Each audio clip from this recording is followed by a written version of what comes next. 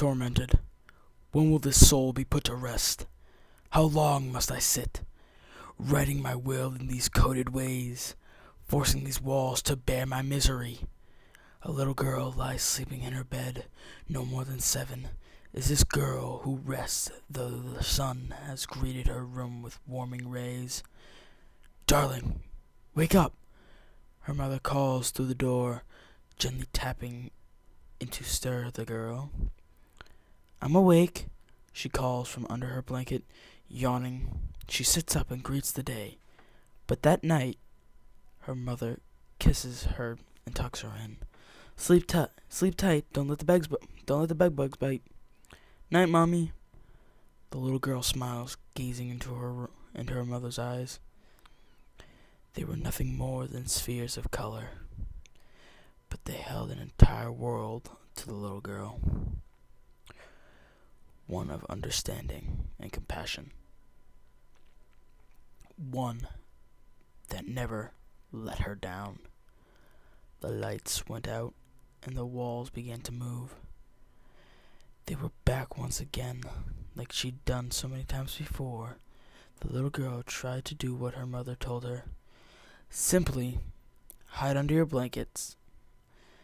That'll make the monsters go away. Her head under the covers, she sat in silence, attempting to hold her breath. She became almost paralyzed in fear. She could hear it. Them, moving around, searching for her. Soon enough, they'd sniff her out. So she resorted to the one thing she knew worked. Racing out of bed, she dived for the little box under her desk. Though she's not sure when exactly this idea came, or why she decided to try it. It had yet to fail. She pulled out a red crayon from the box.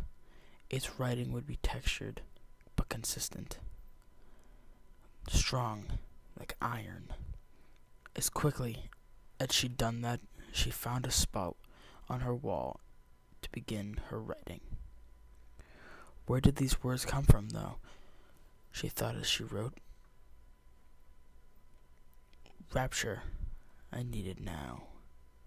Save me from earthly binds, study my every move. Judge my truest heart, be it heaven or hell. Just take me from here. The walls were still as she wrote, but it wouldn't hold forever. Her words meant little to the dam stalking her. Back to the box, she replaced the crayon with a paintbrush, coating it in red paint. She whispered, its writing will be smooth but random, unpredictable strokes, leaving lines to run, flowing like water. And just like that, her hand was once again to the wall. Tell me again the story of how I may be sane. The one you believe is true, and I hope it. Tell me again, why shouldn't I cry at night? Why the sight of the stars should make me smile, and the moon make me calm. Tell me again, why you treasure my every motion. Why the sight of me doesn't make you cringe. Why the thought of me doesn't make you scream. One final time, she rushed back to the box, this time pulling out a red-colored pencil. Your writing will be small and light, almost invisible, very fragile. I wouldn't want you to break apart in my grasp, intangible like a cloud. With this, she wrote, night falls again, and so they come, as they always do. I'm no longer surprised, no longer worried. If they kill me now, so it be it. No longer would I be tormented. All was completely quiet. She didn't hear them, and they didn't seem to be sniffing her out any longer. Her work was done for the night. In the morning, all of this would be gone. She wasn't sure why, but her words hid from the light. They hid the moving walls. The next morning, everything played out the same, like always. Night fell with storm clouds rolling in. The little girl was being tucked in when lightning hit and the power went out. "It's okay," her mother was going to tell her, but her eyes quickly turned to the wall, almost covered in the girl's work. Her mother looked shocked and angry. "How? What is this?" she yelled at the girl. "Mommy, it's the monsters," the little girl tried to explain. "They're coming now." "I don't want to hear it. I have heard enough of imaginary friends, but never a child blaming imaginary monsters. Tell me, where are you keeping the stuff you make to make this?" Afraid of her mother's tone, the little girl pointed to the box. "There." With that, her mother took the box and walked out. "Go to bed," she said simply. "No kiss, good night, no tucking, just go to bed." And then the walls began to move. The little girl hid under her blanket. There was no other option now. She didn't have her iron, her water, or her clouds of red. She couldn't think of anything that could possibly, just like that, the little girl remembered. One day, when she'd been riding her bike and fell off, her skin got tore up. This red stuff her daddy called blood was coming out. It didn't hurt at all. And it had made her really curious. So she asked her daddy what blood was. He told her it was stuff that flowed through her whole body, and that it was very important.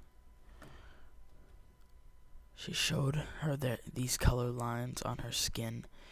He called the veins, the paths of blood used to travel. All she had to do was break her skin. No problem. She knew how she could do that. She jumped out of bed and rushed through her door, down the hallway to the bathroom.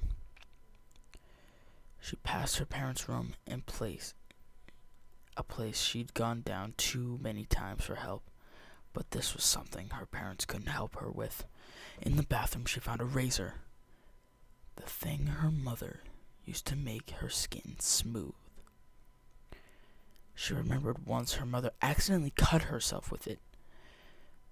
This would work fine. The little girl rushed back to her room, the walls moving around her. The whole way, she sat down in front of the wall where she could write, studying her skin, search for a vein to cut into. It didn't take her long to notice the one on her wrist, so she cut it. The liquid she'd seen only a few times in her life began dripping to the floor. This hurt more than what she crashed her bike. But it would have to do. She stuck her finger on the wound and let blood run onto it. Then, sticking her finger to the wall, she began to write. Written on the wall in red, my thoughts and feelings crushed by livingness, snatched away. My life is draining, let it fade. For in this life I cannot live if there's nothing. Before she could finish, she felt her world growing darker. It was a darkness she never felt before. Her eyelids becoming heavy, her arm becoming stiff. She fainted onto the floor. The next morning, a scream was heard by the neighbors. That of the mother who found her little girl lying on her bedroom floor in a puddle of her own blood. The mother almost collapsed, catching herself on the door frame so she could proceed to call 911. But as she did, the light switch flipped off. The curtains not yet drawn, the room was completely dark. What she saw could only be described physically. for it was too strong for her mind to grasp. Around the walls were poems, all written in red, one above the little girl, written in her blood. But what caught the mother's eye most of all were the footprints.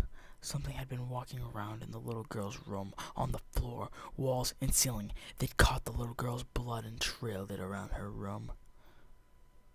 The footprints of demons, she said. A little girl, tormented by figures of pure evil. With no one to turn to, she resorted to old warding spells that were placed into her knowledge by higher powers. Though her parents could never see the demons in the darkness of the demon's realm, they could see the little girl's words as they were written with mortal tools.